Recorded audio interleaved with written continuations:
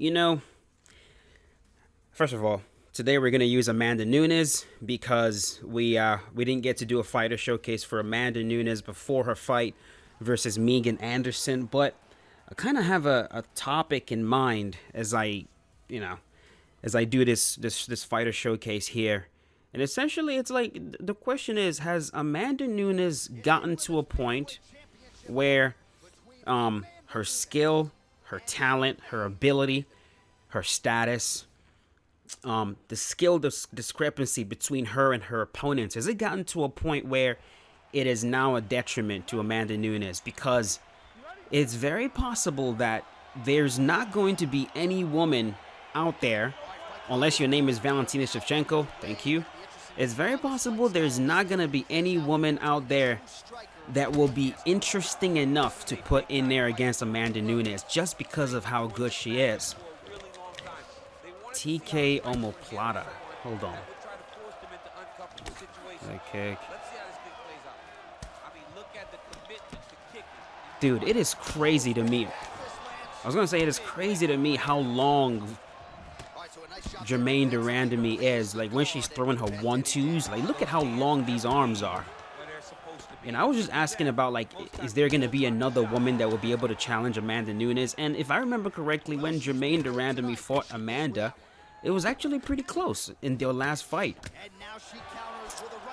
Like, she was clearly outstriking Amanda Nunes in that fight. And Amanda had to depend on her grappling to be able to win that fight. So perhaps there are still some other people out there that could challenge Amanda. You know, you've got, like I said, Jermaine Durandamy. You've got Valentina Shevchenko. Oh, come on with the spinning back fist. 3 minutes to go. Back up. This player is being very impatient right now. Being very, very impatient. I already saw him trying to grab me in the clinch. I think he wants a gunfight, but you know, you're going to lose a gunfight to Amanda Nunes. I promise you that. I'm trying to take things slow because I'm trying to talk.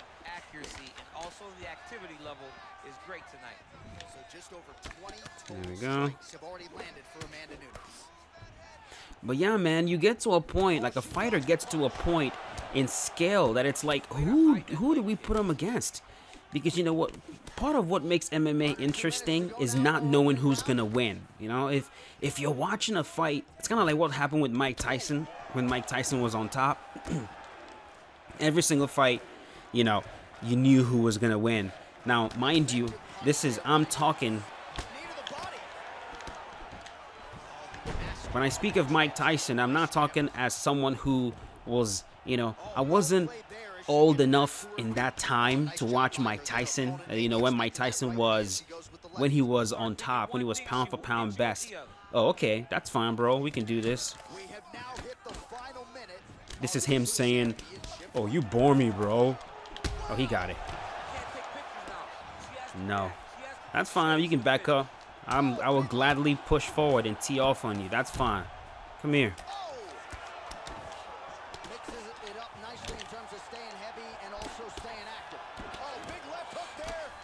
But, you know, when Mike, this is from what I've heard from people that watched Mike Tyson religiously when Mike was on top. You know, they would always say that it got to a point where Mike Tyson just wasn't too much fun to watch. Not because Mike wasn't a good fighter or wasn't entertaining, but it wasn't fun to watch because you knew he was going to win. In every single fight, you were 100% sure, yeah, Mike is going to go out there and win. And that could be a detriment to a fighter. You know, every single fighter needs one or two really good contenders that you're not quite sure. You know, John Jones was also at that point in his career for a little bit, where every single fight you just know, yeah, John is gonna win this fight. You know, that was Anderson Silva. For a very long time before Chris Weidman showed up, that was Anderson Silva. It's like, oh, every single fight, oh, he's just gonna win. He's gonna win. No one's gonna beat him. Demetrius Johnson was the same way. And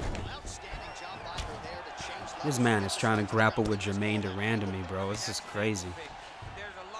Anyways, when a fighter gets to that point, man, it becomes worrying. It really does. And I think Amanda Nunes, she's there now. Because like Megan Anderson, a woman who's, I believe, over 6 foot tall, strong, powerful, skilled for sure. For her to get absolutely blasted like she did against Amanda Nunes, man, it just shows you, like, who else, who can we put in there against Amanda that's going to make us all go, there's a chance she might lose. Like, who? What's a name? Valentina Shevchenko is the only other person, but they've already fought twice, and Amanda beat her twice. You know? And Amanda is not like a Ronda Rousey style character. You know, like Amanda is, she lets her skill do the talking, but Ronda was also like a personality, if you know what I mean. Like Ronda Rousey was a personality of her own. She had she was extremely unique in her own right. Sit her down.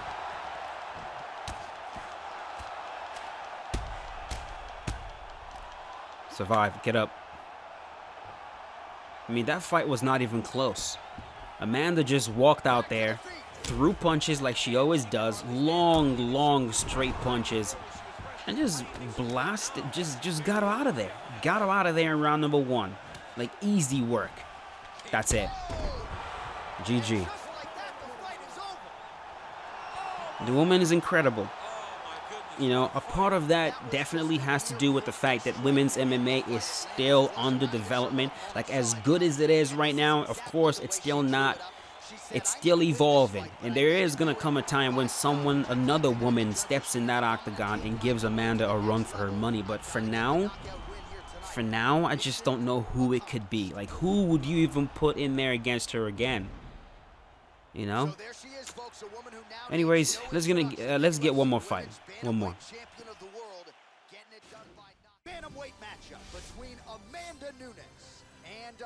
It's a mirror match. You know, I've heard some people say, maybe it's time to put her in the men's division. I mean, I know you guys are joking about that. I know it's a complete joke. But, I don't want to start a stupid, silly argument about, is Amanda going to be able to beat the man in the UFC?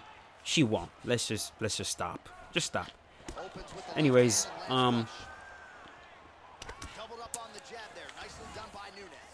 yeah, I don't know. Maybe you guys could tell me, like, who would you want to see against Amanda Nunes at this point? Like, is there anybody you guys are excited to see fight Amanda Nunes? Anybody? Maybe Clarissa Shields, but it's like no, still no, because Amanda could just take her down, ground her, and get her out of there. And Clarissa herself is, she's with Winklejohn.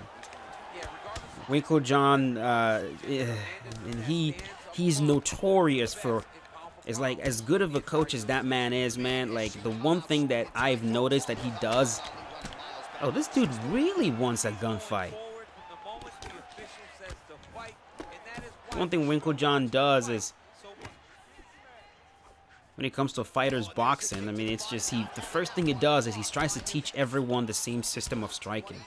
That oblique, front leg side kick system of striking, which he taught to John Jones, which works perfectly for John, but might not work for everyone else. And that's the same system he tries to teach all of his students. I mean, look at Holly Holm. Holly Holm is world champion boxer. I mean, how good is her boxing in MMA? Her biggest weapons are her kicks, not even her hands. And when she throws boxing combos, she's blitzing 1-2s moving forward. So it's not like we're seeing like beautiful, gorgeous boxing technique from Holly Holm, especially the longer she's in MMA. So I'm only saying that to say, Clarissa, I feel like it might happen to her as well. Training MMA, they might go, oh, she's already good at boxing. We don't need to focus too much on her boxing training. We're just gonna teach her to throw obliques and throw front leg side kicks. Another one. I don't know. Sit her down. Maybe Amanda Nunes, maybe it will be fun to see Amanda try to dabble in boxing. You know, if because I'll say it again, for me personally, there's just no one else that I find. He got me. There's just no other woman that I really want to watch fight Amanda Nunes, just because I feel like she's just gonna beat them all. It's not like Rose Namajunas got him, got me. Come on, bro.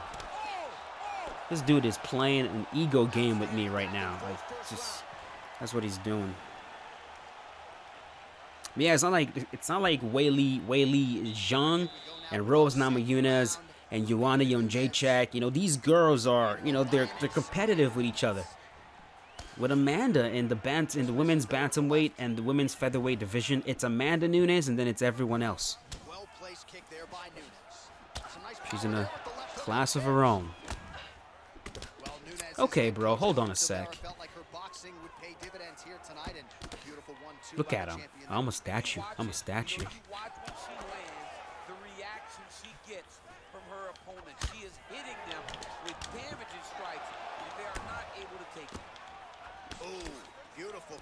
Okay, I'm gonna get his ego activated. I'm gonna hurt him with leg kicks because, you know, he is really trying to play an ego game with me right now. I can tell, and we're gonna break him.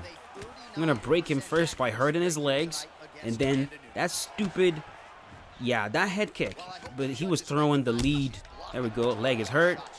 Set him down. That lead roundhouse to the head that he's throwing. I'm gonna catch him with it. There we go. Set him down. Leg kick again. And kill those legs.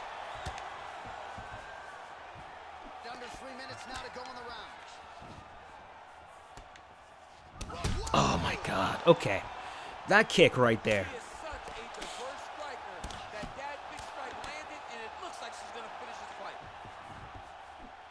She's unable to connect with the left hook. Set him down. Move your head. Keep doing that. Keep moving your head for me. Let me line that bad boy up.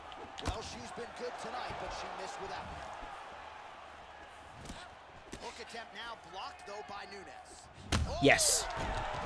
Come on. Get back up, brother. Let's go. Oh. That's what I thought. That's what I thought. That is what I thought. The one thing you get good at the more you play this game is you begin to not just read what the opponent is doing, but you also start to read what the opponent is thinking based on the way they're playing. From the moment the fight started, this player was trying to play an ego game with me. It's a petty type of game. You know, it's like, whatever you can do, I can do better. You want to throw leg kicks, I can throw leg kicks better. And a lot of times you can break these guys by literally crushing their ego. The fact that I dropped him with the same kick that he's been throwing all night, that just ruined everything and he didn't want to play anymore. Just classic. Anyways, that is it. I'm going to end it right here. Thank you so much for watching, folks. Let me know in the comment section what you guys think about Amanda Nunes. Who would you want to see her fight next? And we'll go from there. That's it. You guys rock. Love you guys. Talk to you soon. Peace out.